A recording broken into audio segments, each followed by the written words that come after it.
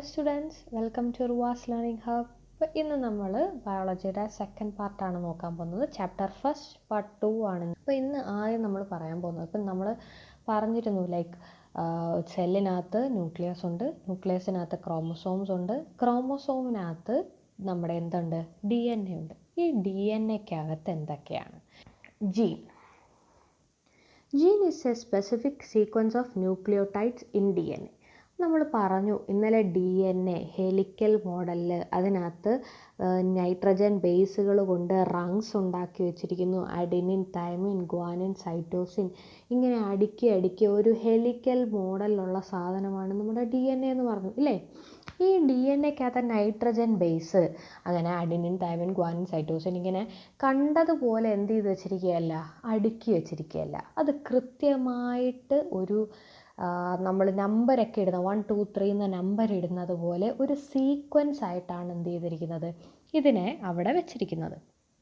അപ്പോൾ ഈ ജീൻ എന്ന് പറയുന്നത് ഒരു സ്പെസിഫിക് സീക്വൻസാണ്. ഈ അഡിനിൻ എവിടെ വരണം, അടുത്ത ഗ്വാനിൻ, അഡിനിൻ കഴിഞ്ഞ ഇനി അടുത്തത് എന്താണ് എന്നൊക്കെ കൃത്യമായി അളന്ന് കുറിച്ച് വെച്ചിരിക്കുന്ന ഒരു വസ്തുവാണ് എന്തെന്ന് പറയുന്നത്, നമ്മുടെ ജീൻ എന്ന് പറയുന്നത്. നമ്മളുടെ DNAയിൽ കൃത്യമായി അളന്ന് കുറിച്ച് വെച്ചിരിക്കുന്ന ഒരു സീക്വൻസ് ആണ് എന്തെന്ന് പറയുന്നത്, ജീൻ എന്ന് പറയുന്നത്. Proteins which are synthesized according to the instruction of genes are responsible for the formation of characteristic features and for controlling metabolic activity. അപ്പോൾ ഈ DNAക്കകത്ത്, ഈ ജീനിനകത്ത് പ്രോട്ടീൻസ് ഉണ്ട്. ഈ ജീനിനകത്ത് എന്തുണ്ട്, കുറച്ച് പ്രോട്ടീൻസ് ഉണ്ട്. ആ പ്രോട്ടീൻസിനെ എന്ത് ചെയ്ത് വെച്ചിരിക്കുകയാണ്, ആ ഓരോ ഇപ്പം നമ്മളുടെ വയറ്റിൽ അല്ലെങ്കിൽ ദഹനം നടക്കണം, അല്ലെങ്കിൽ മറ്റ് പ്രോസസ്സ്, നമ്മളുടെ വളർച്ച ഇങ്ങനെ നടക്കണം, ഈ രീതിയിൽ മുടി വളരണം, ഈ രീതിയിലുള്ള നഖങ്ങളായിരിക്കണം ഈ കുട്ടിക്ക് വേണ്ടത് എന്ന് എന്ത് ചെയ്ത് വെച്ചിരിക്കുകയാണ്, അവിടെ പ്രോട്ടീൻ കുറേ പ്രോട്ടീൻസിന് ആ ജോലി കൊടുത്ത് അവിടെ വെച്ചിരിക്കുക. ആ ജോലിക്കനുസരിച്ചാണ് മെറ്റബോളിക് ആക്ടിവിറ്റി, ബാക്കിയുള്ള ക്യാരക്ടറിസ്റ്റിക് ഫീച്ചേഴ്സിനൊക്കെ വേണ്ടി അതെല്ലാം കൺട്രോൾ ചെയ്യാൻ വേണ്ടിയുള്ള പ്രോട്ടീൻസാണ് നമ്മളുടെ ആരുടെ അകത്തിരിക്കുന്നത്, ഈ ജീനുകളുടെ അകത്ത് ഇരിക്കുന്നത്. ഇതാണ് നമ്മളുടെ ക്രോമസോം. നമ്മൾ പറഞ്ഞു ഇന്നലെ ന്യൂക്ലിയസിനകത്ത് എന്തുണ്ട്, ന്യൂക്ലിയസിനകത്ത് ക്രോമസോംസ് ഇരിപ്പുണ്ട്, ക്രോമസോമിനകത്ത് DNA ഉണ്ട്. ആ DNAയിൽ ഇത്രയും ഭാഗം ജീൻ 1 ആയിട്ടും ഇത്രയും ഭാഗം ജീൻ 2 എന്ന് വെച്ചാൽ ഒരു പാർട്ട് എന്തായിട്ട് മാറിയിരിക്കുകയാണ്, ഒരു തരത്തിലുള്ള ജീൻ. ഇപ്പം കൈ വളരുന്ന ജീനാണ് ജീൻ 1 എന്ന് വിചാരിക്കുക, കാല് വളരുന്ന ജീനാണ് ജീൻ 2 എന്ന് വിചാരിക്കുക. അങ്ങനെ ഈ DNAക്കകത്ത് തന്നെ പല പല പാർട്സ് ഓഫ് എന്താ വെച്ചിരിക്കുന്നത്, ജീനുകളാണ് വെച്ചിരിക്കുന്നത്. അപ്പോൾ നോക്കിയാൽ ഈ ജീൻ 2ൻ്റെ ഒരു ഇലാബറേറ്റ് വലിയൊരു പടമാണ് കൊടുത്തിരിക്കുന്നത്, കണ്ടോ. ഇവിടെ സൈറ്റോസിൻ കഴിഞ്ഞ് adenine, guanine, thymine, adenine, cytosine, thymine, അങ്ങനെ ഒരു സീക്വൻസ് ആയിട്ടാണ് അവർ എന്ത് ചെയ്ത് വെച്ചിരിക്കുന്നത്. അപ്പോൾ അഡിനിൻ കഴിഞ്ഞ ഉടനെ ഗ്വാനിൻ വരണമെന്നില്ല, അല്ലെങ്കിൽ ഗ്വാനിൻ കഴിഞ്ഞ ഉടനെ വീണ്ടും തൈമിനോ വേറെ എന്തെങ്കിലും വരണമെന്നോ ഒരു ഉറപ്പുമില്ല. ഒരു പ്രത്യേക രീതിയിൽ, ഇപ്പം മെറ്റബോളിസത്തിന് വേണ്ടി ഏത് രീതിയിലാണോ പ്രോട്ടീൻ സിന്തസിസ് ചെയ്യേണ്ടത് ആ രീതിയിലാണ് ജീനിനകത്ത് എന്ത് ചെയ്ത് വെച്ചിരിക്കുന്നത്, ഈ സാധനങ്ങളെ, ഈ പ്രോട്ടീൻസിനെ എല്ലാം, ഈ നൈട്രജൻ ബേസുകളെല്ലാം അവിടെ അടുക്കി വെച്ചിരിക്കുന്നത്. അതിനനുസരിച്ച് ആ ഫങ്ഷൻ എങ്ങനെയാണ് കൊടുത്തിരിക്കുന്നത്, അതിനനുസരിച്ചാണ് നമ്മളുടെ ബോഡിയിൽ ഓരോ ക്യാരക്ടറും ഓരോ മെറ്റബോളിക് ആക്ടിവിറ്റീസും നടക്കുന്നത്. ജീൻസ് എന്താണെന്ന് മനസ്സിലായല്ലോ. The nucleic acid RNA also plays a crucial role in the synthesis of protein. അപ്പോൾ ഈ ജീനിനകത്തുള്ള പ്രോട്ടീൻസിൻ്റെ സിന്തസിസിന് വേണ്ടി RNAയും ഒരു മുഖ്യമായ പങ്ക് വഹിക്കുന്നുണ്ട്. അപ്പോൾ RNA എന്താണെന്ന് നോക്കാം. നമ്മൾ നേരത്തെ DNAയുടെ സ്ട്രക്ചർ, ഇപ്പോൾ DNAയുടെ ഫുൾ ഫോം എന്താ, ഡിയോക്സി റൈബോ ന്യൂക്ലിക് ആസിഡ്. അതേപോലെ നമ്മൾ നേരത്തെ DNAയുടെ സ്ട്രക്ചർ പഠിച്ച സമയത്ത് ആ 5 പെൻറ്റോസ് ഷുഗറിനെ എന്താ വിളിച്ചത്, ഡിയോക്സി റൈബോസ് ഷുഗർ എന്നാണ് വിളിച്ചത്. എന്നാൽ RNAയുടെ ഫുൾ ഫോം എന്താ, റൈബോ ന്യൂക്ലിക് ആസിഡ്. അവിടെ എന്തില്ല, ഡിയോക്സി ഇല്ല. മനസ്സിലായോ. ഡിയോക്സി ഇല്ലാത്ത ഒരു ന്യൂക്ലിക് ആസിഡ് ആണ് എന്തെന്ന് പറയുന്നത് RNA എന്ന് പറയുന്നത്. RNA is another type of nucleic acid similar to DNA പോലെ തന്നിരിക്കുന്ന മറ്റൊരു ന്യൂക്ലിക് ആസിഡാണ് RNA. They are also made up of nucleotides. ഇതും ന്യൂക്ലിയോടൈഡ്സ് കൊണ്ടാണ് ഉണ്ടാക്കിയിരിക്കുന്നത്. അതിൻ്റെ സ്ട്രക്ചർ നമുക്കിവിടെ കാണിച്ചു തന്നിട്ടുണ്ട്. ഇവിടെ RNAയുടെ സ്ട്രക്ചർ കൊടുത്തിട്ടുണ്ട്. അത് 5 സൈഡുള്ള ഒരു ഷുഗർ മോളിക്യൂളാണ്. അതേപോലെ ഫോസ്ഫേറ്റ് എന്ത് ചെയ്തിട്ടുണ്ട്? ഫോസ്ഫേറ്റ് മുകളിലുള്ള ഈ സൈഡിൽ കൊടുത്തിരിക്കുന്ന ഫോസ്ഫേറ്റ് മോളിക്യൂൾ എന്തും ചെയ്യുന്നുണ്ട്? മുകളിലുമായിട്ട് എന്ത് ചെയ്യുന്നുണ്ട്? അറ്റാച്ച് ചെയ്യുന്നുണ്ട്. കണ്ടോ, ഇവിടെ ഒരു ഓക്സിഡേഷൻ നടന്നു. അതുകൊണ്ടാണ് അവർ എന്ത് നടക്കുന്നത്? അവിടെ അറ്റാച്ച്മെൻറ്റ് നടക്കുന്നത്. അങ്ങനെയാണ് ഇതിൻ്റെ എന്തായി മാറിയത്? ഡിയോക്സി റൈബോസിൽ നിന്ന് റൈബോ ന്യൂക്ലിക് ആസിഡായി മാറിയത്. ഓക്കെ, അപ്പം RNA is another type of nucleic acid similar to DNA. They are also made up of nucleotides. Each of the nucleotide contains ribose sugar. എന്തൊക്കെയുണ്ട്? റൈബോസ് ഷുഗർ ഉണ്ട്, A phosphate group and A nitrogenase base. അപ്പോൾ ഇത് മൂന്നും അടങ്ങിയ ഒരു സാധനമാണ് എന്തെന്ന് പറയുന്നത്? ഈ RNA എന്ന് പറയുന്നത്. The nitrogen bases in RNA are adenine, guanine, uracil and cytosine. അപ്പം ഇവിടെ DNA-യും RNA-യും തമ്മിലുള്ള പ്രധാനപ്പെട്ട 2 വ്യത്യാസങ്ങളാണ് പറയുന്നത്. എന്താ? DNA-ക്കകത്ത് ഡിയോക്സി റൈബോസ് ഷുഗറാണ്, RNA-ക്കകത്ത് എന്നാൽ റൈബോസ് ഷുഗർ മാത്രമേ ഉള്ളൂ. എന്നാൽ DNA-ക്കകത്ത് എന്താ? അഡിനിൻ, ഗ്വാനിൻ, തയമിൻ, സൈറ്റോസിനാണ്. ഇവിടെ എന്താ കൊടുത്തിരിക്കുന്നത്? അഡിനിൻ, ഗ്വാനിൻ, യൂറാസിൽ, സൈറ്റോസിനാണ് കൊടുത്തിരിക്കുന്നത്. Most of the RNAs are single standard. DNA എന്തായിരുന്നു? ഇങ്ങനെ ഡബിൾ ഹെലിക്കൽ സ്ട്രക്ചർ ആയിരുന്നു. ഇവിടെ എന്താ? RNA ഒറ്റ സ്ട്രാൻഡേ ഉള്ളൂ. മനസ്സിലായോ? അപ്പോൾ 3 വ്യത്യാസങ്ങളാണ് DNA RNA തമ്മിൽ ഉള്ളത്. അപ്പോൾ നമ്മൾ DNA-യുടെയും RNA-യുടെയും തമ്മിലുള്ള വ്യത്യാസങ്ങൾ പഠിച്ചു. അപ്പോൾ നമുക്ക് ഈ ടേബിൾ ഒന്ന് കംപ്ലീറ്റ് ചെയ്ത് നോക്കാം. Number of strands in DNA എന്താ? Double standard. Number of strands in RNA എന്താ? Single standard. ഷുഗർ ടൈപ്പ് എന്താ? DNA-യുടേത് ഡിയോക്സി റൈബോസ് ഷുഗർ. RNA-യുടെ എന്താ? Ribose sugar. നൈട്രജൻ ബേസ് എന്താ ഇവിടെ മാറ്റം വരുന്നത്? അഡിനിൻ, തൈമിൻ, ഗ്വാനിൻ, സൈറ്റോസിൻ ആണ് വരുന്നത്. ഇവിടെയോ? Adenine, uracil, guanine, cytosine. Okay, വ്യത്യാസങ്ങൾ മനസ്സിലായി? ഇത്രയും പറഞ്ഞത് മനസ്സിലായല്ലോ. ഇനി അടുത്തത് നമുക്ക് പഠിക്കാനുള്ളത്, ഇപ്പം നമ്മൾ RNA പഠിച്ചു, DNA പഠിച്ചു. DNA-ക്കകത്ത് പ്രോട്ടീൻസ്, ജീൻസ് ഉണ്ടെന്ന് പഠിച്ചു. ഇപ്പോൾ ജീനിനകത്ത് ജീൻ കോഡ് ചെയ്തിരിക്കുന്നത് എന്തുപയോഗിച്ചാണ്? പ്രോട്ടീൻസ് ഉപയോഗിച്ചതാണെന്ന് പറഞ്ഞു ഇല്ലേ? ഇപ്പോൾ ജീൻ കോഡ് ചെയ്തിരിക്കുന്നത് എന്തുപയോഗിച്ചാണ്? പ്രോട്ടീൻസ് ഉപയോഗിച്ചാണ്. എങ്ങനെയാണ് ഈ പ്രോട്ടീൻസ് അവിടെ സിന്തസൈസ് ചെയ്യുന്നത്? ഈ പ്രോട്ടീൻസിനെ എങ്ങനെയാണ് അവർ കോഡ് ചെയ്യുന്നത് എന്നതാണ് ഇനി അടുത്തത് പറയാൻ പോകുന്നത്. പ്രോട്ടീൻ സിന്തസിസ് 2 പ്രോസസ്സ് വഴിയാണ് നടക്കുന്നത്. ഇപ്പോൾ ഒന്നാമത്തെ പ്രോസസ്സാണ് ട്രാൻസ്ക്രിപ്ഷൻ, രണ്ടാമത്തെ പ്രോസസ്സാണ് translation. Transcription, mRNA is formed from a specific nucleotide sequence or gene in a DNA with the help of various enzyme. ഒരുപാട് എൻസൈംസ് ചേർന്നിട്ട് ഇവിടെ ഇതാ നോക്കിയേ, mRNA ന്യൂക്ലിയസിൽ നിന്ന് DNA-യുടെ ഒരു പാർട്ട് എവിടെ വരും? ഇനി ന്യൂക്ലിയസിന് പുറത്ത് വരും.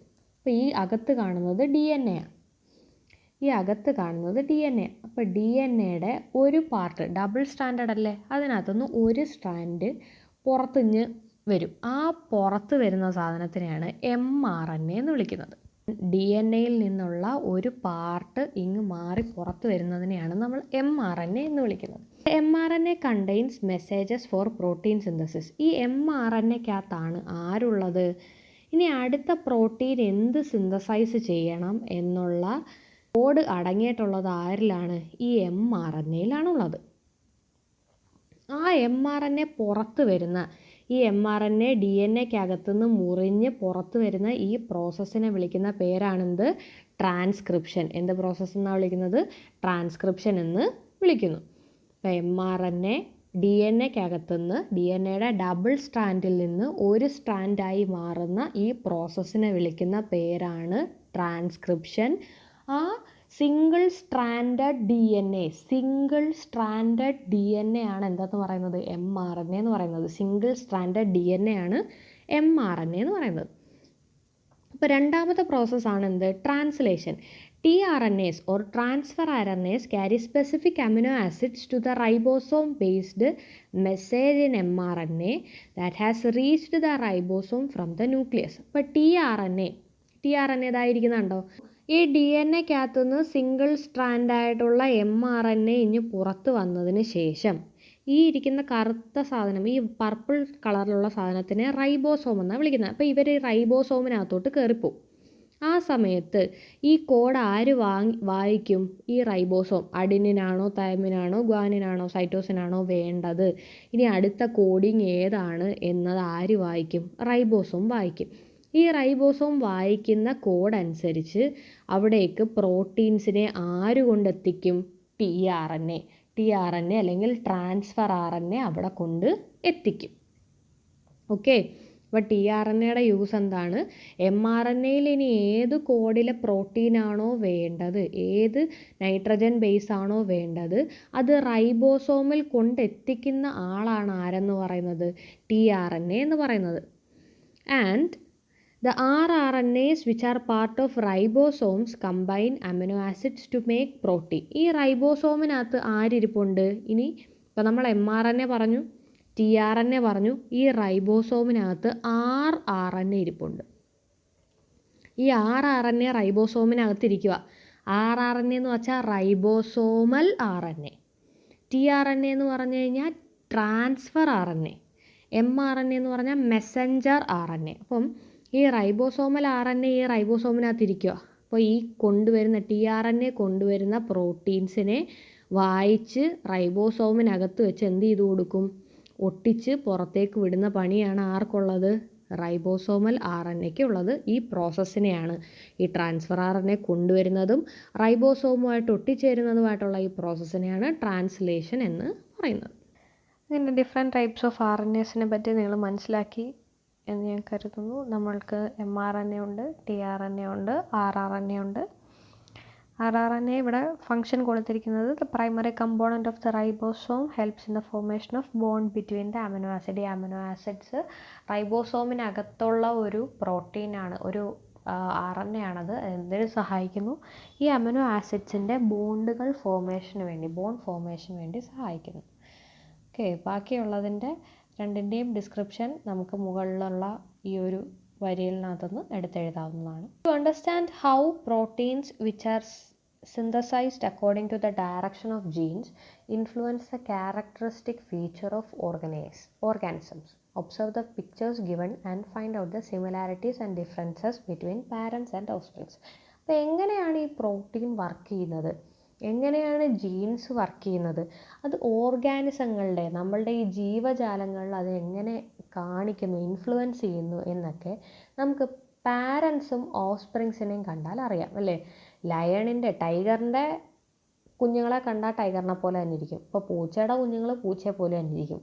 അതേപോലെ വലിയ മാറ്റങ്ങളൊന്നും വരുന്നില്ല. എന്നാൽ കറക്റ്റ് അങ്ങ് പൂച്ചയാണോ? അല്ല. ചിലപ്പോൾ വെളുത്ത തള്ളപ്പൂച്ചയ്ക്ക് എന്തായിരിക്കും? കറുത്ത കുട്ടികളുണ്ടാവാനുള്ള ചാൻസ് ഉണ്ട്, ഗ്രേ കുട്ടികളുണ്ടാവാനുള്ള ചാൻസ് ഉണ്ട്, അല്ലെങ്കിൽ ഗോൾഡ് കളറിലുള്ള കുട്ടികളുണ്ടാവാനുള്ള ചാൻസ് ഉണ്ട്. അതാണ് പ്രോട്ടീൻസിൻ്റെ ഹെറിഡിറ്ററിയും അതിൻ്റെ സിന്തസിസ് ഉണ്ടാകുന്ന മാറ്റങ്ങളാണ് ഇവിടെ വരുന്നത്. Similarities and differences in characters. Some characteristics of parents are also found in their children. അച്ഛനമ്മമാരിലുള്ള കുറേ ക്യാരക്ടറിസ്റ്റിക്സ് എവിടെ കാണപ്പെടുന്നുണ്ട്? കുട്ടികളിൽ കാണപ്പെടുന്നുണ്ട്. Isn't it also common to see certain characteristics in children which differ from the parents? എന്നാൽ പാരൻസിൽ ഇല്ലാത്ത മറ്റ് ചില ക്യാരക്ടറിസ്റ്റിക്സും എവിടെ കാണാൻ പറ്റും? കുട്ടികളിൽ കാണാൻ പറ്റും. അതെന്താണ്? Hereditary refers to the transmission of characters from parents to the offsprings. ഇപ്പോൾ അച്ഛൻ്റെയും അമ്മയുടെയും എന്തെങ്കിലും ഒരു ക്യാരക്ടർ കുട്ടികളിലേക്ക് വരുന്ന പ്രോസസ്സിനെ വിളിക്കുന്ന പേരാണ് hereditary. Variations are the characters expressed in offsprings that differ from the parents. പാരൻസിൽ ഇല്ലാത്ത ക്യാരക്ടർ കുട്ടികളിൽ കാണിക്കുകയാണെന്നുണ്ടെങ്കിൽ അതിനെ എന്തെന്ന് വിളിക്കും? വേരിയേഷൻ എന്ന് വിളിക്കും. പാരൻസിനുള്ളതിനാണ് കുട്ടികളിലേക്ക് കൈമാറി വരുന്നതിനെ നമ്മൾ പാരമ്പര്യം അല്ലെങ്കിൽ ഹെറിഡിറ്ററി, പാരമ്പര്യം തന്നെയാണ് ഹെറിഡിറ്ററി. ഇനി കുട്ടികളിൽ അങ്ങനെ ഒരു ക്യാരക്ടർ ഉണ്ട്, പക്ഷെ അത് പാരൻസിൽ ഇല്ല എന്നുണ്ടെങ്കിൽ അതിനെ എന്തെന്ന് വിളിക്കും? വേരിയേഷൻ എന്ന് വിളിക്കും. Genes inherited from parents are responsible for both hereditary and variation. അപ്പോൾ കുട്ടികളിലേക്ക് പാരൻസിൽ നിന്ന് എത്തുന്ന ജീനുകളാണ് ഈ ഹെറിഡിറ്ററിക്കും വേരിയേഷൻസിനും കാരണമായി വരുന്നത്. ഇതിനെക്കുറിച്ച് കൂടുതൽ മനസ്സിലാക്കിയ ആദ്യത്തെ സയൻറ്റിസ്റ്റാണ് ഗ്രിഗർ ജോൺ മെൻഡൽ. ഇപ്പോൾ ജെനറ്റിക്സ് ആദ്യമായി പഠിക്കുന്ന ജെനറ്റിക്സിൻ്റെ പിതാവ്, ഫാദർ ഓഫ് ജെനറ്റിക്സ് ആണ് ആര്? നമ്മളുടെ ഗ്രിഗർ ജോൺ മെൻഡൽ എന്ന് പറയുന്നത്. പുള്ളിക്കാരൻ ഒരു പാസ്റ്ററായിരുന്നു, ഒരു പള്ളിയിലെ അച്ഛനായിരുന്നു. അപ്പോൾ അദ്ദേഹം എന്താ നടത്തിയെന്ന് നോക്കാം. Genetics is the branch of science that deals with genes, hereditary and variation. അപ്പോൾ ജീൻസ് എന്താണ്, ഹെറിഡിറ്ററി, വേരിയേഷൻ, ഇതിനെയൊക്കെ പറ്റി പഠിക്കുന്ന ഒരു ബ്രാഞ്ച് ഓഫ് സയൻസ് ആണ് ജെനറ്റിക്സ് എന്ന് പറയുന്നത്. Gregor John Mendel experiments on pea plant, നമ്മുടെ പയർ ചെടികളിൽ ഗ്രിഗർ ജോൺ മെൻഡൽ എന്ത് ചെയ്യുന്നു? അദ്ദേഹം ഒരു എക്സ്പെരിമെൻറ്റ് നടത്തുന്നു. And the conclusion he drew out of the hybridization experiment laid the foundation for the field of genetics. അപ്പോൾ അദ്ദേഹത്തിൻ്റെ കണ്ടുപിടുത്തങ്ങളാണ് പിന്നീട് നമുക്ക് ജെനറ്റിക്സ് എന്ന് പറയുന്ന ഈ ഒരു വലിയ ബ്രാഞ്ച് തുടങ്ങാൻ എന്തായി മാറിയത്? ഇൻഫ്ലുവൻസ് ആയി മാറിയത്. അതുകൊണ്ടാണ് അദ്ദേഹത്തെ എന്തെന്ന് വിളിക്കുന്നത്? ഫാദർ ഓഫ് ജെനറ്റിക്സ് എന്ന് വിളിക്കുന്നത്.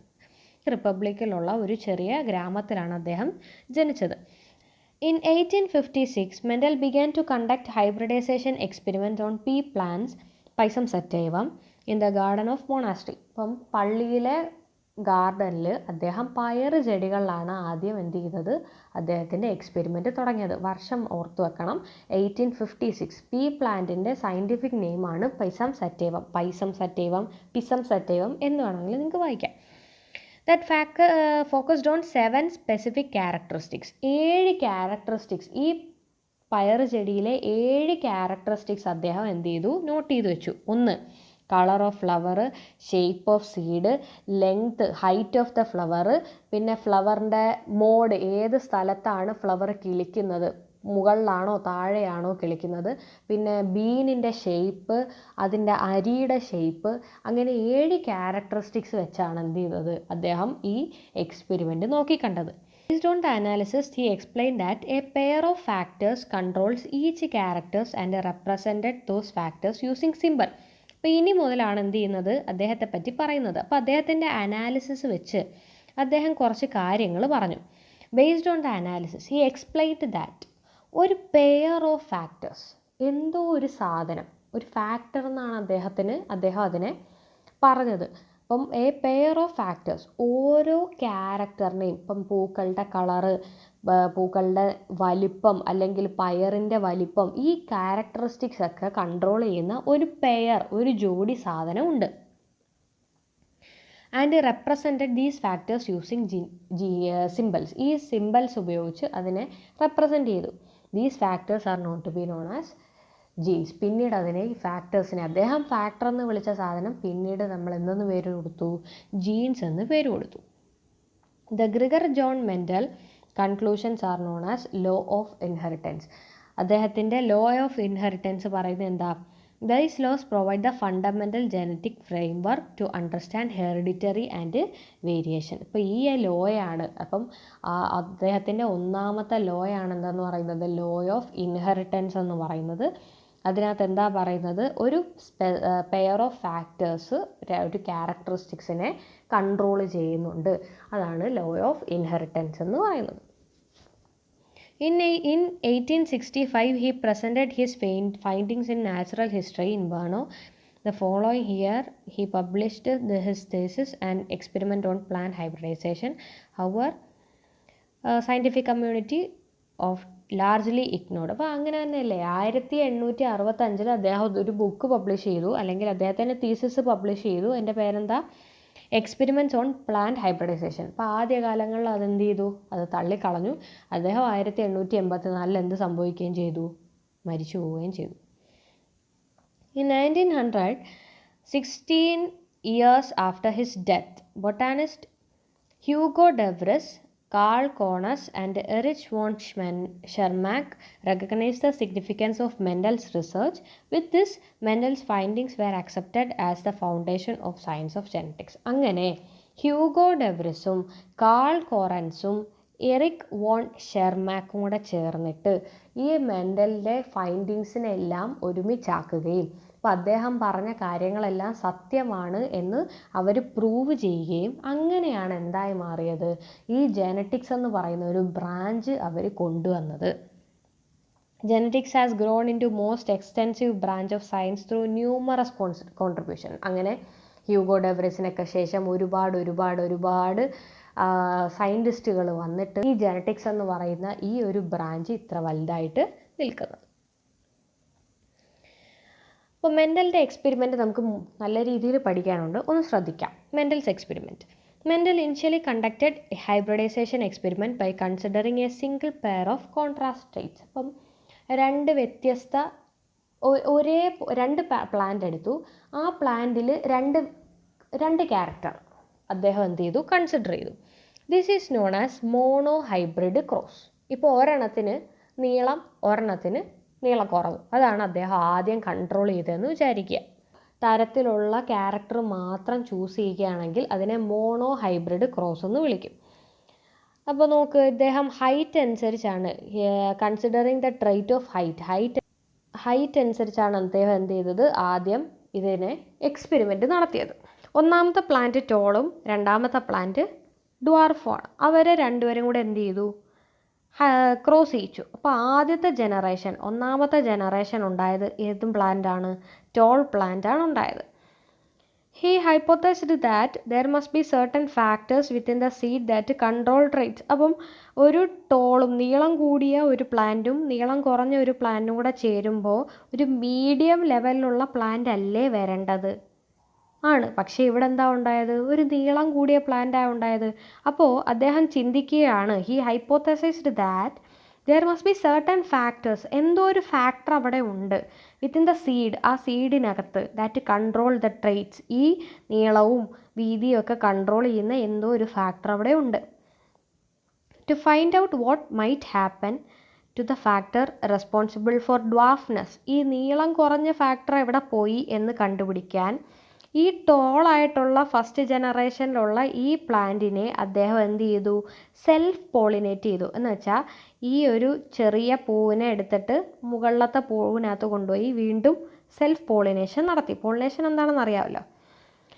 അങ്ങനെ സെക്കൻഡ് ജനറേഷൻ പ്ലാന്റ് ഉണ്ടാക്കി. അപ്പോൾ സെക്കൻഡ് ജനറേഷനകത്ത് ഉണ്ടായത് എന്തൊക്കെയാണ്, 787 ടോളും 277 ഡ്വാർഫും. കണ്ടോ, അപ്രോക്സിമേറ്റ്ലി 3:1 റേഷ്യോയിൽ മൊത്തം 1064 പ്ലാന്റ് ഉണ്ടായെങ്കിൽ അതിനകത്ത് 3% 700 അല്ലെങ്കിൽ 75% ടോൾ പ്ലാന്റും ബാക്കി 25% എന്താ, ഡ്വാർഫുമാണ് ഉണ്ടായത്. Approximately 3:1 ratio. അപ്പോൾ മോണോ ഹൈബ്രിഡിൻ്റെ ഫസ്റ്റ് ജനറേഷനെ എന്ത് ചെയ്തു, സെൽഫ് പോളിനേറ്റ് ചെയ്യുമ്പോൾ ഉണ്ടാകുന്ന റേഷ്യോ എന്താണ്, 3:1 റേഷ്യോ. ആളും ഡോർഫും എടുത്തു, അതിനെ ക്രോസ് ചെയ്തു. ഇനി അവരെ സെൽഫ് പോളിനേറ്റ് ചെയ്താൽ ഉണ്ടാകുന്ന സെക്കൻഡ് ജനറേഷനിൽ എത്ര റേഷ്യോ ആണുള്ളത്, 3:1. ഫസ്റ്റ് ജനറേഷനിൽ ടോള് മാത്രമേ ഉണ്ടായുള്ളൂ. ആ ക്യാരക്ടറിനെ ഡോമിനൻ്റ് ക്യാരക്ടർ എന്ന് വിളിക്കും. അപ്പം നമ്മളിൽ കാണപ്പെട്ട ക്യാരക്ടറിനെ ഒരു ശരീരത്തിൽ ഇപ്പം അച്ഛൻ്റെ ഏതെങ്കിലും ക്യാരക്ടറിൽ നമ്മളിൽ കാണുന്നുണ്ടെങ്കിൽ അവരെ എന്തെന്ന് വിളിക്കും, ഡോമിനൻ്റ് ക്യാരക്ടർ എന്ന് വിളിക്കും. ഇനി കാണുന്നില്ല എന്നുണ്ടെങ്കിലോ അതിനെ റിസസീവ് ക്യാരക്ടർ, മറഞ്ഞിരിക്കുന്ന ക്യാരക്ടർ എന്ന് വിളിക്കും. കാണപ്പെടുന്ന ക്യാരക്ടറിനാണെങ്കിൽ ഡോമിനൻ്റ് ക്യാരക്ടർ എന്നും കാണാത്ത ക്യാരക്ടറിനാണെങ്കിൽ എന്താ ചെയ്തേനെ, റിസസീവ് ക്യാരക്ടർ എന്നും വിളിച്ചേനെ. അപ്പോൾ ഫസ്റ്റ് ജനറേഷനിൽ എന്ത് കാണുന്നില്ല, അവിടെ ഡ്വാർഫ് കാണുന്നുണ്ടോ, ഇല്ല. അപ്പോൾ ഡ്വാർഫ് എന്താണ്, ഒരു റിസസീവ് ക്യാരക്ടറാണ്. ഇവിടെ എന്ത് മാത്രമേ കാണുന്നുള്ളൂ, ടോള് മാത്രമേ കാണുന്നുള്ളൂ. അപ്പോൾ ടോളാണ് ഡോമിനൻ്റ്. ഇവിടെ സെക്കൻഡ് ജനറേഷനിലും എന്താ സംഭവിക്കുന്നത്, ടോളാണ് കൂടുതൽ, അപ്പോൾ ടോള് ഡോമിനൻ്റ്, ഡ്വാർഫ് കുറവാണ്. അപ്പോൾ ഡ്വാർഫ് കുറച്ചുണ്ടായുള്ളൂ, എന്നാലും അത് എന്താണ്, റിസസീവ് ക്യാരക്ടറാണ് ആയിട്ടാണ് നമ്മൾ പറയുന്നത്. Conducting hybridization experiment based on the contrasting 6 traits. ഇപ്പോൾ നമ്മളിവിടെ ടോളും ഡോർഫും മാത്രം എടുത്തോളൂ. ഇനി ബാക്കി 6 ക്യാരക്ടർ എടുത്തപ്പോഴും അദ്ദേഹത്തിന് എന്താ, ഈ ഒരേപോലത്തെ റിസൾട്ട് തന്നെയാണ് കിട്ടിയത്. അങ്ങനെയാണ് അദ്ദേഹം ഫാക്ടേഴ്സ് അല്ലെങ്കിൽ ജീൻസ് എന്ന ഒരു ചിന്തയിലേക്ക് അദ്ദേഹം എത്തിയത്.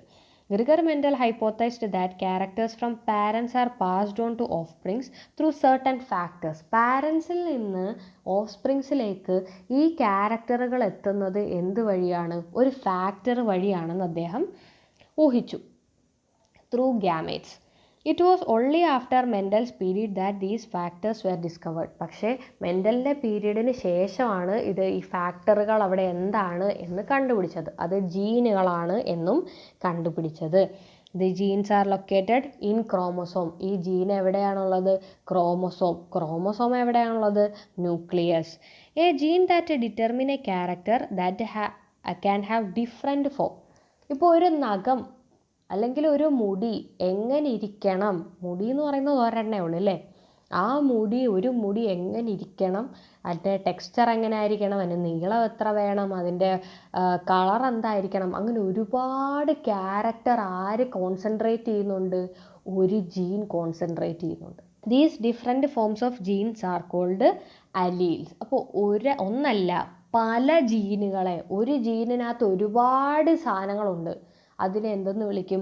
അലീൽസ് എന്ന് വിളിക്കും. A gene usually have 2 alleles. ഒരു ജീനിനകത്ത് പ്രധാനമായിട്ടും 2 അലീലുകളാണ് കാണപ്പെടുന്നത്. Hybridization experiment shown in illustration 1.9 the different alleles that determine the characters of height. ഹൈറ്റിനെ ക്യാരക്ടറൈസ് ചെയ്യുന്നത് നമ്മൾ ടോളും ഡോർഫും അല്ലേ? അപ്പോൾ ഇവിടെ എന്താ? ടോളിനാണെങ്കിൽ ക്യാപിറ്റൽ ടി, സ്മോൾ ടിക്കാണെങ്കിൽ dwarf. The observable characteristics of an organism are called phenotype. നമുക്ക് ഒബ്സർവ് ചെയ്യാൻ പറ്റുന്നതിനെ ഫീനോടൈപ്പ് എന്ന് വിളിക്കും. ഇനി and the genetic constitution responsible for these characteristics. അപ്പം നഖം ഇങ്ങനെ ഇരിക്കണം, ആ നഖത്തിനെ നമുക്ക് കാണാൻ പറ്റും അല്ലേ? ആ നഖത്തിൻ്റെ രൂപത്തിനെ ഫീനോടൈപ്പ് എന്നും ആ നഖത്തിൻ്റെ കോൺസ്റ്റിറ്റ്യൂഷന് കാരണമായ ജീനുകളെ എന്തെന്ന് വിളിക്കും? ജീനോടൈപ്പ് എന്നും വിളിക്കുന്നു. അപ്പോൾ ആ പാരഗ്രാഫ് ഒന്ന് ശ്രദ്ധിക്കണം. ഒരുപാട് കാര്യങ്ങൾ പറയുന്നുണ്ട് അതിനകത്ത്. എന്താണ് ഫാക്ടർ എന്ന് പറയുന്നുണ്ട്. ഫാക്ടർ എന്ന് പറഞ്ഞു കഴിഞ്ഞാൽ ജീനുകളാണ് എന്ന് കുറേ നാൾ കഴിയുമ്പോൾ കണ്ടുപിടിക്കുന്നു. ഈ ജീനുകൾ എവിടെ ഉള്ളത്? ക്രോമസോമിലാണുള്ളത്. ക്രോമസോം എവിടെ ഇരിക്കുന്നത്? ന്യൂക്ലിയസിനകത്താണ് ഇരിക്കുന്നത്. ഈ ജീനുകളിനകത്ത് പ്രധാനമായിട്ടും 2 അലീൽ, ഒരു ക്യാരക്ടറിനെ ബേസ് ചെയ്യാൻ 2 അലീൽ.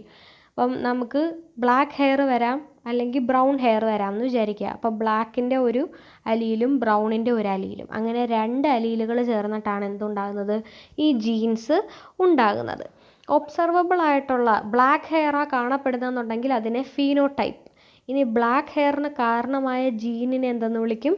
ജീനോടൈപ്പ് എന്ന്.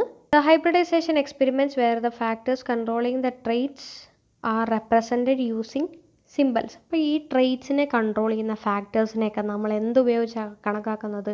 സിമ്പലുകൾ ഉപയോഗിച്ചാണ് കണക്കാക്കുന്നത്. എങ്കിൽ നോക്കിയേ, പാരൻ്റൽ പ്ലാന്റ്സ് ടോൾ ആയിരുന്നെങ്കിൽ capital T capital T, dwarf ആണെങ്കിലോ ക്യാപിറ്റൽ ടി ആണെങ്കിൽ ടോൾ, സ്മോൾ ടി ആണെങ്കിൽ ഡോർഫ്. ഈ ക്യാപിറ്റൽ ടിയിൽ നിന്ന് ഒരു ഗ്യാമേറ്റിനെ താഴേക്കെടുത്തു, ഈ സ്മോൾ ടിയിൽ നിന്നും ഒരു ഗ്യാമേറ്റിനെ താഴേക്കെടുത്തു. ഇവർ രണ്ടുപേരെയും കൂടെ ക്രോസ് ചെയ്തു. അപ്പോൾ നമുക്ക് എന്ത് കിട്ടും? Capital T, small T. അതാണ് F1 ജനറേഷൻ, ഫസ്റ്റ് ജനറേഷൻ എന്ന് പറയുന്നത്. ഈ ഫസ്റ്റ് ജനറേഷനെ സെൽഫ് പോളിനേറ്റ് ചെയ്യും. നോക്കി എങ്ങനെയാണെന്ന് കണ്ടോ? First generation capital T small T ആയിരുന്നില്ലേ? അതിനെ സെൽഫ് പോളിനേറ്റ് ചെയ്യുന്നു. Capital T small T into capital T small T. അപ്പോൾ ഇതിനകത്തുനിന്ന് ഏതൊക്കെ ക്യാരക്ടേഴ്സ് വരും? ഇതിനകത്തൊരു ക്യാപിറ്റൽ ടി ഉണ്ട്, സ്മോൾ ടി ഉണ്ട്. അപ്പോൾ ഇവിടെ ആരൊക്കെയാ? ക്യാപിറ്റൽ ടിയും വരും, ഇവിടെ സ്മോൾ ടി വരും. അതാണ് ഗ്യാമേറ്റ്സ് വരുന്നത്. ഇനി അങ്ങനെയാണെങ്കിൽ F2 ജനറേഷൻ നമുക്ക് എങ്ങനെ എഴുതാം? ക്യാപിറ്റൽ ടി സ്മോൾ ടി എങ്കിൽ F2 ജനറേഷൻ എങ്ങനെ വരും? നോക്ക്, ഇവിടെ ഒരു ക്യാപിറ്റൽ ടി,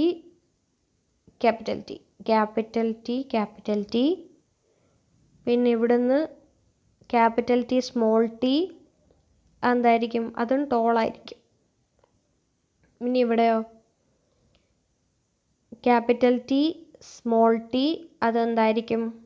ടോളായിരിക്കും. പിന്നെയോ സ്മോൾ ടി എന്താ? ഡോർഫ് ആയിരിക്കും. അപ്പോൾ ഇവിടെ നോക്കിയേ, ക്യാപിറ്റൽ ടി സ്മോൾ ടി വന്നിട്ടും അവിടെ നമ്മൾ എന്ത് ക്യാരക്ടറിനെയാണ് പറഞ്ഞത്? ടോൾ ക്യാരക്ടറാണ് പറഞ്ഞത്, മീഡിയം ക്യാരക്ടർ എന്നല്ലല്ലോ പറഞ്ഞത്. Tall character. അതിപ്പോൾ അവിടെ പ്രത്യേകം മനസ്സിലാക്കുക, ക്യാപിറ്റൽ ടി എവിടെയെങ്കിലും വന്നു കഴിഞ്ഞാൽ ഏതെങ്കിലും 2 ക്യാരക്ടേഴ്സ് എടുക്കുമ്പോൾ ആരെയാണ് നമ്മൾ ക്യാപിറ്റൽ പറയുന്നത്, ക്യാപിറ്റൽ ലെറ്റർ ഉപയോഗിക്കുന്നത് ഏത് ക്യാരക്ടറിനാണ്, അതായിരിക്കും ഡോമിനൻറ്റ്. എപ്പം ക്യാപിറ്റൽ ടി സ്മോൾ ടി എന്ന് പറഞ്ഞു കഴിഞ്ഞാൽ അതൊരിക്കലും ഡ്വാർഫ് പ്ലാന്റ് അല്ല, ടോൾ പ്ലാന്റാണ്. മനസ്സിലായോ? അവിടെ ടി എന്താണ്? ഒരു ഡോമിനൻ്റ് ക്യാരക്ടറായിട്ടാണ് പറയുന്നത്.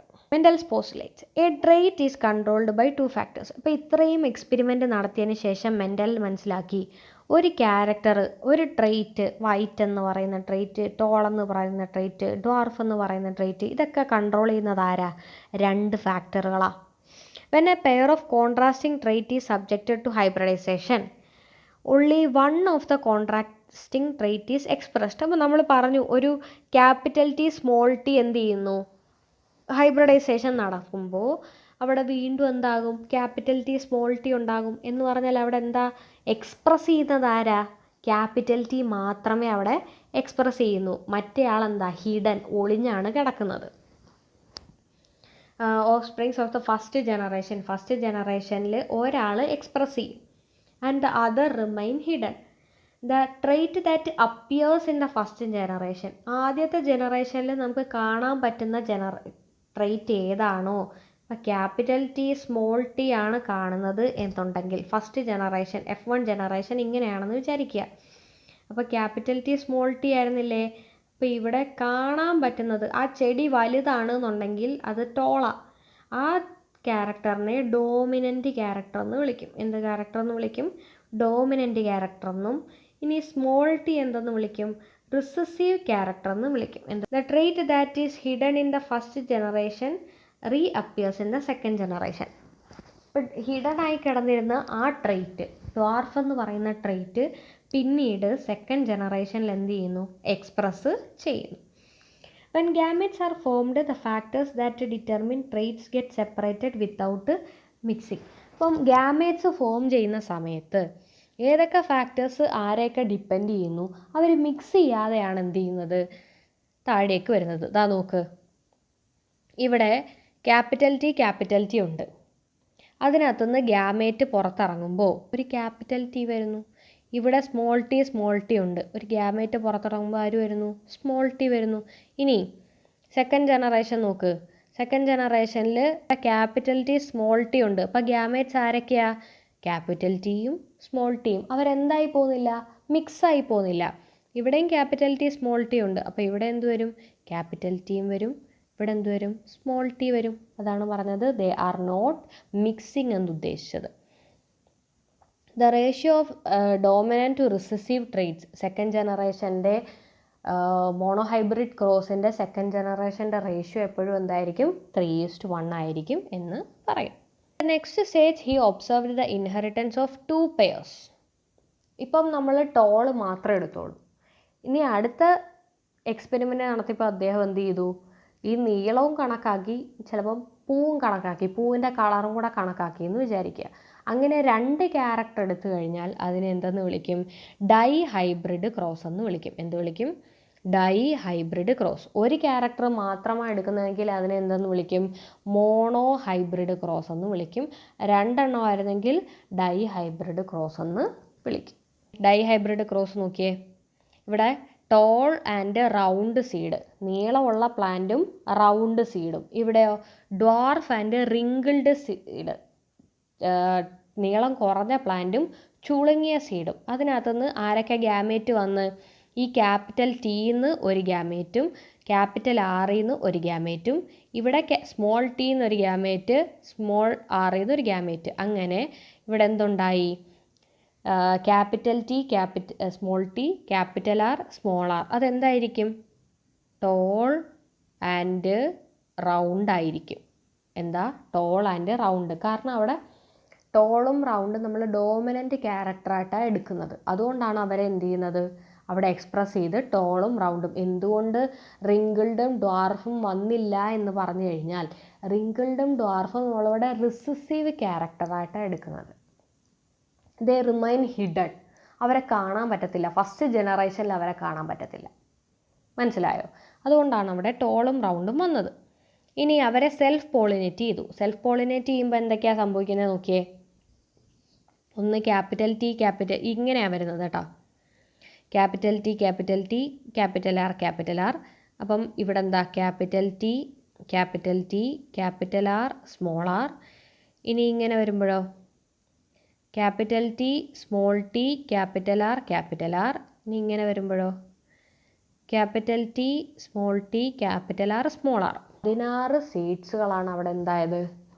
അപ്പം 2 തരത്തിലുള്ള ക്രോസുകളെ 2 തരത്തിലുള്ള ക്യാരക്ടേഴ്സ് എടുത്ത് അദ്ദേഹം ക്രോസ് ചെയ്തപ്പോൾ നമുക്ക് അവിടെ എന്ത് കിട്ടി? 16 സീഡുകളുള്ള ഒരു ലൈൻ ഓഫ് ക്യാരക്ടറിസ്റ്റിക്സ് 16 തരത്തിൽ കാണിക്കുന്ന രീതിയിൽ നമുക്ക് എന്ത് കിട്ടി? കുറേ സീഡുകൾ കിട്ടി.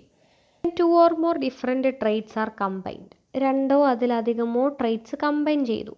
Each trait is inherited independent. ഓരോ ട്രേറ്റും ഇൻഡിപെൻഡൻ്റ് ആയിട്ടാണ് എന്ത് ചെയ്യുന്നത്?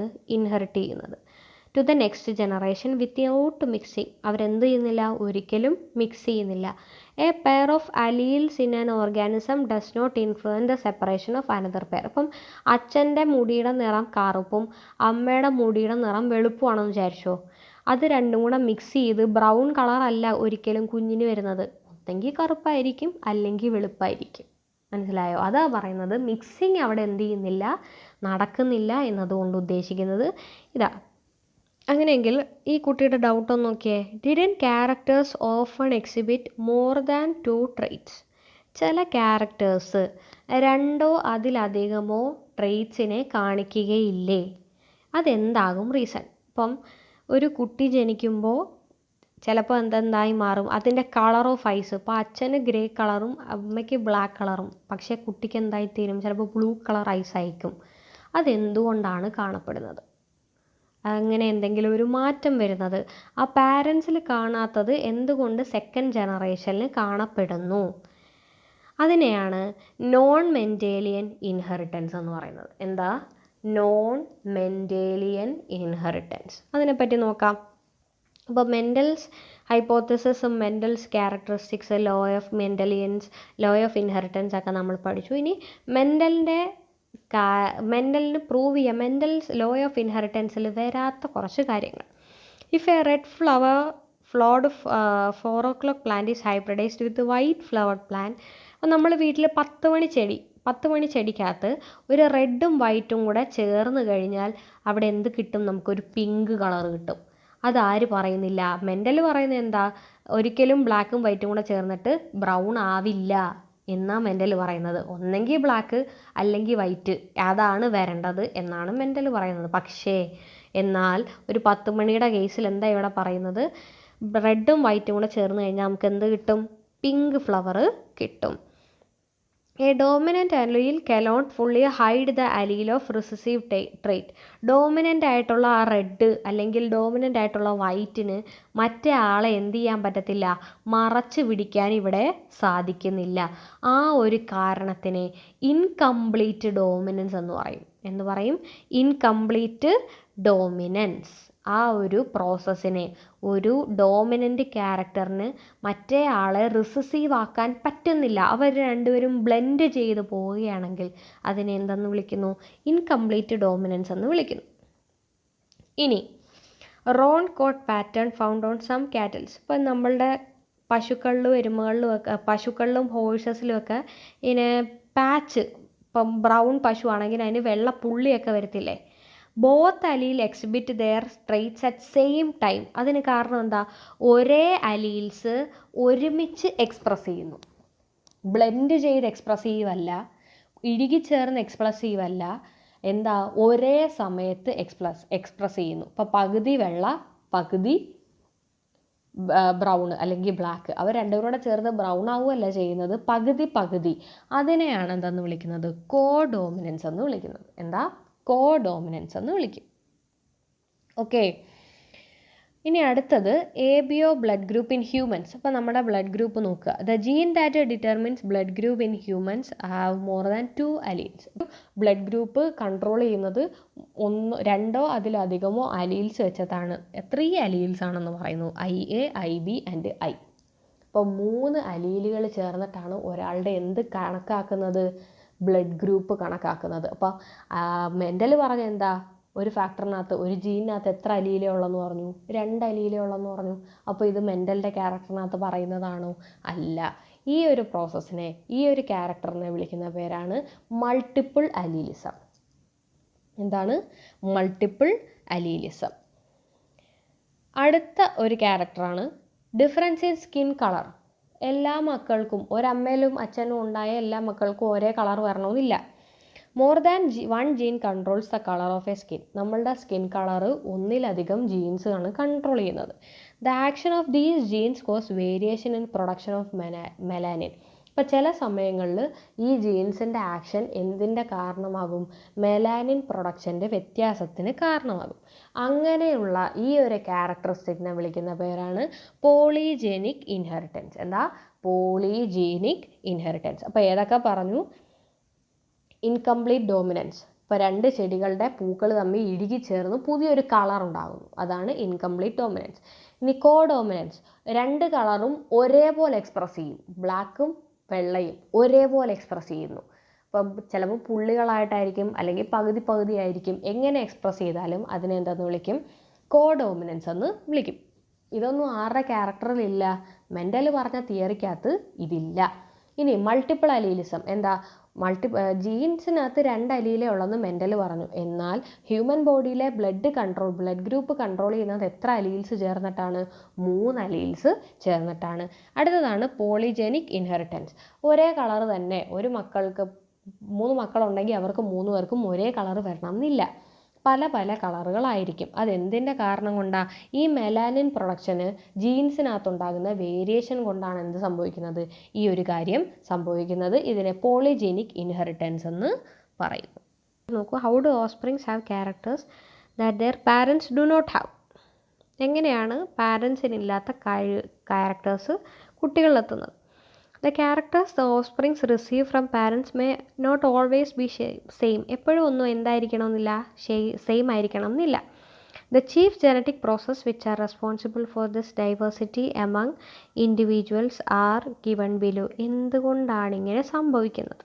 ക്യാരക്ടർ അച്ഛനിൽ കാണും, പക്ഷെ അത് മക്കളിൽ കാണില്ല. അല്ലെങ്കിൽ മക്കളിൽ പുതിയ വേറൊരു ക്യാരക്ടറാണ് ഉണ്ടായേക്കുന്നതെങ്കിൽ അതിന് പ്രധാനമായിട്ടുള്ള കാരണമാണ് എന്ത്? ജീനുകളുടെ ക്രോസിംഗ് ഓവർ. അതിനെപ്പറ്റിയാണ് ഇനി സംസാരിക്കാൻ പോകുന്നത്. Crossing over of genes. Meiosis is the type of cell division that is responsible for the formation of gametes. Gametes ഉണ്ടാക്കാനുള്ള നമ്മളുടെ ശരീരത്തിലെ ഒരു സെൽ ഫോർമേഷൻ ടെക്നിക്കാണ് എന്തെന്ന് പറയുന്നത്? മിയോസിസ് എന്ന് പറയുന്നത്. ആ സമയത്താണ് എന്ത് നടക്കുന്നത്? ക്രോസിംഗ് ഓവർ എന്ന് പറയുന്ന പ്രോസസ്സ് നടക്കുന്നത്. മിയോസിസിൻ്റെ ഫസ്റ്റ് ഫേസിലാണ് എന്ത് പ്രോസസ്സ് നടക്കുന്നത്? ക്രോസിംഗ് ഓവർ എന്ന് പറയുന്ന ഈ പ്രോസസ്സ് നടക്കുന്നത്. നോക്ക്, ഹോമലോഗസ് ഓർഗൻസ് എന്ന് വെച്ചാൽ ഐഡൻറ്റിക്കൽ ആയിട്ടുള്ള ക്രോമസോംസ് തമ്മിൽ അടുത്തടുത്ത് വരുന്നു. ഒന്ന് അച്ഛൻ്റെ ആയിരിക്കാം, ഒന്ന് അമ്മയുടെ ആയിരിക്കാം. അങ്ങനെയുള്ള 2 ക്രോമസോംസ് എന്ത് ചെയ്യുന്നു? അടുത്തടുത്ത് വരുന്നു. The point of contact of the paired chromosome is called chiasma. അപ്പോൾ ഇവർ അടുത്തടുത്ത് വന്നതിന് ശേഷം ഇത് അച്ഛൻ്റെ ക്രോമസോം ആണെന്ന് വിചാരിക്കാം, ഇത് അമ്മയുടെ ക്രോമസോം ആണെന്ന് വിചാരിക്കാം. ഇത് അമ്മയുടെ ക്രോമസോമാണ്. എന്നിട്ട് ഇവർ തമ്മിൽ എന്ത് ചെയ്യുന്നു? ക്രോസിംഗ് ഓവർ നടക്കുന്നു. കണ്ടോ? ഈ ഒരു പ്രോസസ്സിൽ വെച്ച്, ഈ ഒരു സ്ഥലത്ത് വെച്ച് ക്രോസിംഗ് ഓവർ നടക്കുന്നു. ഈ പോയിന്റിനെ വിളിക്കുന്ന പേരാണെന്ത്? കയാസ്മ. എന്താണ്? Chiasma. The chromatid breaks at the region. അപ്പോൾ ഈ കൂടിച്ചേരുന്ന, അപ്പോൾ നമ്മളൊരു കയറ് പിരിക്കുകയാണെന്ന് ഉദ്ദേശിക്കുക. ആ പിരിക്കുന്ന സ്ഥലം വെച്ച് കട്ട് ചെയ്ത് പോകുന്നു. കട്ട് ചെയ്ത് പോയിട്ട് ഇവിടെ പിങ്ക് ഉണ്ടായിരുന്നു, ഇവിടെ റെഡ് ഉണ്ടായിരുന്നു. നോക്കിയേ, ഇവിടെ ആദ്യത്തെ ക്യാരക്ടറിൽ ഇവിടെ ഫുള്ള് പിങ്ക് ആയിരുന്നു. ഇപ്പം അവിടെ എന്താ? ഇവിടെ പിങ്കും പച്ചയും ഉണ്ട്. ഇവിടെ പച്ചയും മഞ്ഞയായിരുന്നു. ഇവിടെ എന്തൊക്കെയുണ്ട്? ഇപ്പം പിങ്കും അപ്പുറത്തു നിന്നുള്ളത് ഇപ്പുറത്തോട്ടും ഇപ്പുറത്തു നിന്നുള്ളത് അപ്പുറത്തോട്ടും എക്സ്ചേഞ്ച് ചെയ്യും. എന്ത് ചെയ്യും? അവർ എക്സ്ചേഞ്ച് ചെയ്യുന്നു. ഈ ഒരു പ്രോസസ്സാണ് crossing over. Of contact of the paired chromosome is called chiasma. The chromatids break at this region. ഈ സ്ഥലത്ത് വെച്ച് എന്ത് ചെയ്യുന്നു? ആ ക്രൊമാറ്റിഡ്സ് ബ്രേക്ക് ചെയ്യുന്നു. And the broken sub segments are exchanged. ഈ പൊട്ടിപ്പോയ സെഗ്മെൻറ്റ്സിനെ എന്ത് ചെയ്യും? അവർ എക്സ്ചേഞ്ച് ചെയ്യും. This exchange causes recombination of alleles. അപ്പോൾ ഈ പുതിയ തരത്തിലുള്ള ഈ ഒരു എക്സ്ചേഞ്ച് പുതിയ തരത്തിലുള്ള അലീൽസിൻ്റെ ഫോർമേഷന് കാരണമാകും. This leads to the appearance of new traits. ഈ ഒരു കാരണം കൊണ്ടാണ് എന്ത് ചെയ്യുന്നത്? പുതിയ ട്രെയ്റ്റ്സ് ഓസ്പ്രിങ്സിൽ കാണാൻ സാധിക്കുന്നത്. ഓസ്പ്രിങ്സിൽ വേരിയേഷൻ നടക്കുന്നത് എന്തുകൊണ്ടാണ്? ക്രോസിംഗ് ഓവർ നടക്കുന്നത് കൊണ്ടാണ്. The heading, the mutation. Mutation is the sudden heritable change in the genetic constitution of an organism. ഒരു ഓർഗാനിസത്തിൽ ഉണ്ടാകുന്ന സഡൻ ആയിട്ടുള്ള ഹെറിറ്റബിൾ ചേഞ്ച്. ഹെറിറ്റബിൾ എന്ന് പറഞ്ഞാൽ പാരമ്പര്യകരമായി പോകുന്ന ചേഞ്ചിനെയാണ് എന്തെന്ന് വിളിക്കുന്നത്? മ്യൂട്ടേഷൻ എന്ന് വിളിക്കുന്നത്. നോക്കിയേ, ഇവിടെ അഡിനിൻ തൈമിനായിരുന്നു കൊടുത്തിരുന്നത്. പെട്ടെന്ന് അതെന്തായി മാറി? തലതിരിഞ്ഞ് തൈമിനും അഡിനുമായി മാറി. ഇതെന്ത് ചെയ്യാം? Mutation can be caused by errors during DNA replication. ചില DNA റെപ്ലിക്കേഷൻ സമയത്ത് ഉണ്ടാകുന്ന എന്തെങ്കിലും പ്രശ്നം കാരണമായിരിക്കാം അവിടെ എന്ത് സംഭവിക്കുന്നത്? മ്യൂട്ടേഷൻ സംഭവിക്കുന്നത്. എക്സ്പോസർ ടു സർട്ടൻ കെമിക്കൽസ്, എന്തെങ്കിലും ഒരു കെമിക്കൽസ് റേഡിയേഷൻസിനൊക്കെ കൂടുതൽ നേരം നമ്മൾ വിധേയമായി കഴിഞ്ഞാൽ നമുക്ക് എന്ത് സംഭവിക്കും? മ്യൂട്ടേഷൻ സംഭവിക്കും. Mutation causes changes in genes. ഈ ജീൻസിന് മാറ്റങ്ങൾ ഉണ്ടാക്കാൻ ആർക്ക് സാധിക്കും? ഈ മ്യൂട്ടേഷന് സാധിക്കും. These genes are transformed through generations which lead to variation in characters. ഈ mutation play a crucial role in the process of evolution ഉണ്ടായ മാറ്റം എന്തുകൊണ്ടാണ്? നമ്മളുടെ മ്യൂട്ടേഷൻ കൊണ്ടാണ് എന്ന് നമുക്ക് പറയാം. ഡൈനോസറുകളിൽ നിന്ന് പല്ലികളിലേക്ക് എത്തി നിൽക്കുന്നത് എന്തിൻ്റെ കാരണം കൊണ്ടാണ്? മ്യൂട്ടേഷൻ കാരണം കൊണ്ടാണെന്ന് നമുക്ക് പറയാൻ സാധിക്കും. ചാപ്റ്റർ നല്ലോണം പഠിക്കണം. പഠിച്ചുകൊണ്ട് നമുക്ക് നല്ല രീതിയിൽ മാർക്ക് വാങ്ങിക്കണം. ചാനൽ സബ്സ്ക്രൈബ് ചെയ്യാൻ മറക്കരുത്. Thank you.